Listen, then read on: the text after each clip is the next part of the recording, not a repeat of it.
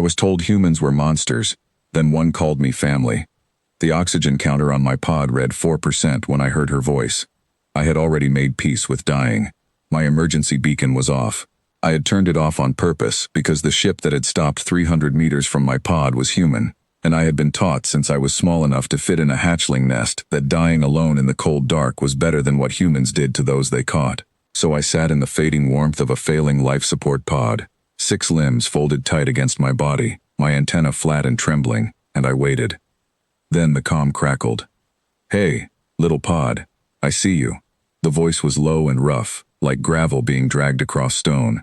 It spoke in Galactic common with a heavy accent, the vowels rounded in the way human mouths shaped them. "You turned your light off. That means you are scared. That is okay. I am not going to hurt you." I did not respond. My antenna pressed harder against my skull. She said it again, 4 minutes later. The same words, nearly the same tone. Patient, unhurried, not a threat wrapped in kindness. Just the words, sitting in the dark between her ship and my dying pod. I counted her transmissions, 8 of them, over 4 hours. The oxygen counter crept down, 3.2%. I began to feel the thinness of each breath, the way my thoughts softened at their edges. My antenna, which read the emotional fields of living beings within close range, could pick up nothing from inside that human vessel. Thick hull plating. Nothing came through, which meant I had no way of knowing if she was lying. 2.8%. My hatchling nest teachers had shown us recordings, humans at war with each other, with species that had simply been in the way of something they wanted. They were efficient and relentless, and they felt emotion in enormous, destabilizing waves that overrode logic. They cried, and then they fought harder. They bled, and then they refused to stop moving. One instructor had called them the only known species that turned grief into fuel. 2.1%. I turned the beacon on. Her response was so fast it was almost funny. No hesitation, no demand, just, "There you go. I got you. Hold on." The docking arm found my pod in 40 seconds. Her name was Nell Cartwright. She was standing in the airlock when the hatch opened, and she was not holding a weapon, which surprised me so much I forgot to be frightened for approximately 3 seconds before the fear came rushing back. She was tall for a human, angular, with short pale hair and a mechanical brace on her left forearm that hummed faintly when she moved. Her eyes were gray and steady, and she was looking at me the way someone looks at a frightened animal they do not want to startle. "Okay," she said. "You are on the marginal run. This is my ship. My name is Nell. Can you breathe our air mix?" I could. Vithani respiratory systems are adaptable. I told her so, in Galactic common, and she nodded once, the way humans do when they are relieved but do not want to show it too obviously. "Good. Come on in. You can have my quarters." "Where will you sleep?" I asked. "Engine room," she said, already walking, not waiting to see if I followed. "I sleep there half the time anyway. Easier to hear if something is about to explode." I followed her, because I had no other choice. That was what I told myself. The crew of the marginal run was 4 people, including Nell. There was Owen Bale, the pilot, who was 23 years old and had the energy of something that had never once considered its own mortality. He started asking me questions about Vithani biology within the first hour, and did not stop for 2 days. Not hostile questions, genuinely curious ones, the kind a researcher asks when they have found something that genuinely delights them. He wanted to know if my bioluminescence was voluntary. He wanted to know what my antenna actually felt. He wanted to know if my 6 limbs made it easier or harder to swim. I had never been asked if I could swim by anyone who seemed to think the answer might be wonderful. Then there was Cora Finch, who was the ship's cook and mechanic and apparently whatever else needed doing. A broad-shouldered woman in her 50s with her hair pulled back and permanent grease under her fingernails. She took one look at me the first morning, disappeared into the galley, and reappeared 40 minutes later with a plate of something warm that smelled like nothing I recognized. "I looked up Vithani dietary requirements," she said, setting it in front of me without ceremony. "No processed starches, high protein, mineral rich. This should work. Tell me if it does not and I will adjust." It was the most careful thing anyone had done for me in recent memory. I ate it. It was good. Cora's eyes went bright when I finished the plate, and she turned away quickly, but not before I saw her mouth pull into a smile she was clearly trying to contain. The 4th crew member was Captain Aldous Webb, who was old, perhaps the oldest human I had seen in person, with a face like a topographical map of somewhere that had experienced significant weather. He said almost nothing, but every morning, without fail, when our paths crossed in the corridor, he looked at me and gave one slow nod. Not the polite nod of a stranger, the nod of someone who has decided something and is confirming it daily. My antenna could pick up their emotional fields now that I was aboard, and nothing was matching what I had been told to expect. Nell radiated exhaustion and determination in equal measure, like two engines running simultaneously in the same chassis. Owen felt like sunlight through water, all open warmth and genuine interest. Cora carried something heavier underneath, an old grief she wore the way people wear a familiar coat, but it never sharpened toward anything dangerous. And the captain felt, impossibly, like deep and settled calm. Not predators waiting to strike, not the controlled menace the war recordings had shown. Just people, tired, complicated, ordinary people who had apparently decided to keep me alive out of something that looked very much like simple decency. It did not fit. I kept waiting for the moment it would stop fitting. On the fourth day, one of the primary coolant regulators failed. I know what that means on a ship like the Marginal Run, because I watched what happened next. The alert sounded at 2 a.m. ship time. I came out of my quarters to find Nell already inside the access panel, arm deep in the conduit, working with her right hand because her left arm's mechanical brace had locked up in the heat and was essentially useless. I could see from across the corridor that the joint was wrong, the angle wrong, the way she held herself wrong. She had heard it. Probably heard it the moment she had forced it into the panel space without waiting for the brace to release. She did not stop working. She was humming something low and tuneless under her breath, the way humans sometimes do when they are concentrating hard, and her right hand moved with the quick precision of someone who had done this particular repair enough times to do it half-conscious in the dark, which she was, essentially. She was half awake, in pain, with a damaged arm, fixing a coolant regulator in the middle of the night because if she did not, the ship would be in serious trouble by morning. My antenna read her emotional field, and the pain was enormous. Enormous and simply set aside, like furniture moved to clear a path. I stood there for a moment. Then I went and got her a water packet from the galley and held it where she could reach it without stopping. She took it without looking up, drank half of it, handed it back. "Thanks," she said. "Does it hurt?" I asked. "Yup." "Should you stop?" "Nope." I stood with her until it was finished. Another 40 minutes, handing her tools when she asked for them. When she finally pulled her arm free and sat back against the corridor wall, she looked at the brace on her left arm with an expression that was approximately fond irritation, the way you might look at an old friend who had let you down at a critical moment but whom you would forgive anyway. "How long have you had that?" I asked. 6 years. Lost the original arm in a cargo hauler accident. The replacement is better in most ways." She flexed the mechanical fingers, watching them move. "Stronger. More precise.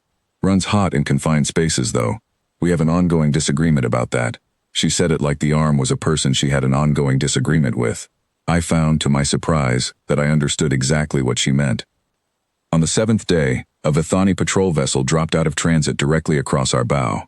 I felt it before Owen announced it, felt the spike of collective anxiety from the crew sharpen through the hull as they scrambled to stations. The patrol ship was a standard border runner, the kind my people used to police the outer transit lanes. Their hail was in formal Vithani, which the Marginal Run's translator rendered as clipped and authoritative.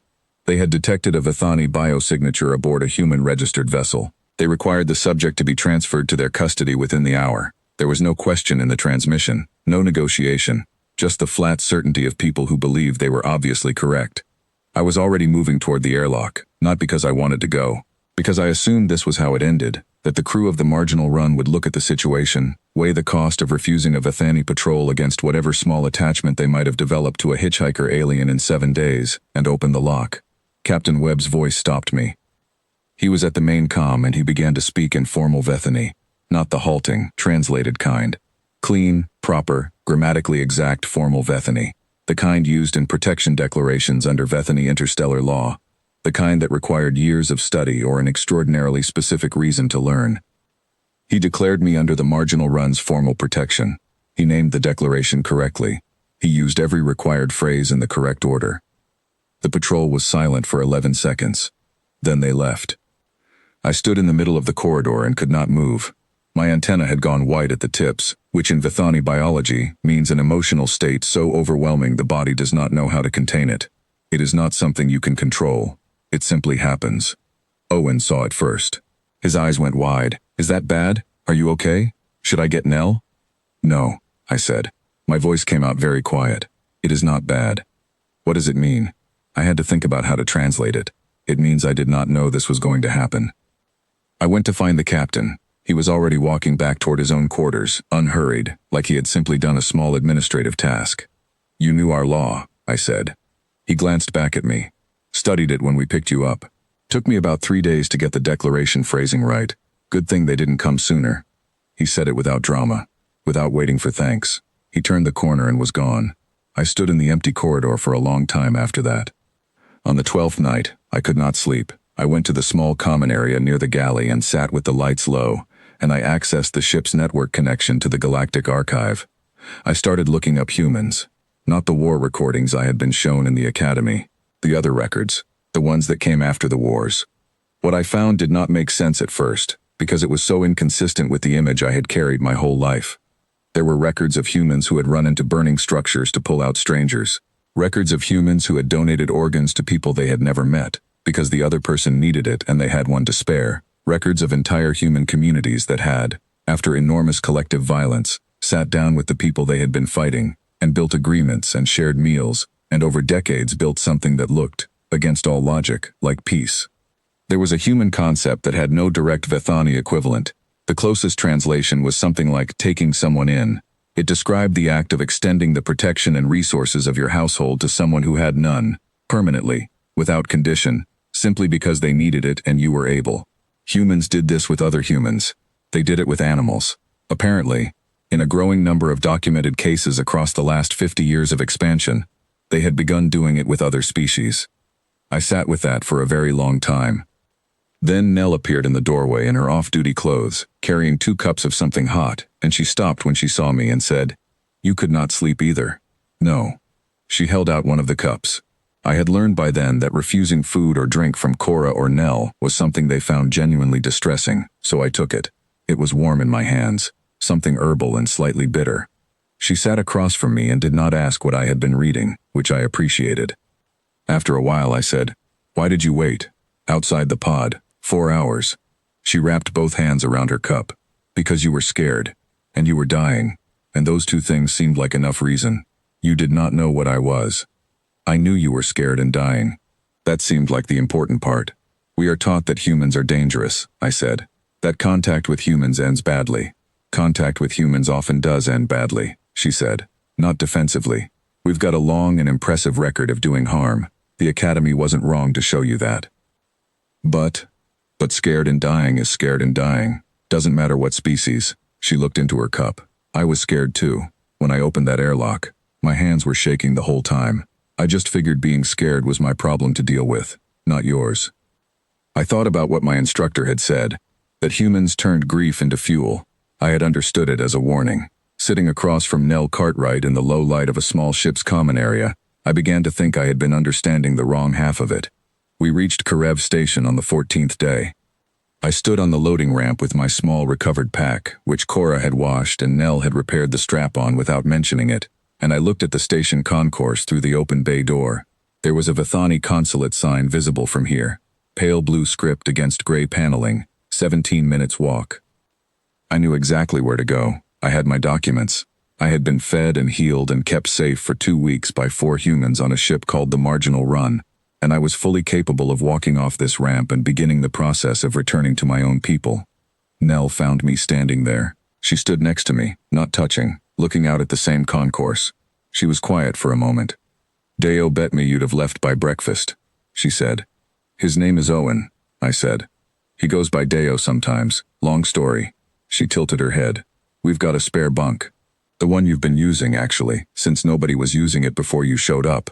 Cora is going to be difficult to live with if you leave because she's already planning what to cook you next, and Owen will ask me questions about Vethani biology for the next 6 months if he doesn't have a source." She was not looking at me. She was looking out at the concourse, at the pale blue consulate sign. "What would I be?" I asked. "To your crew." She turned then.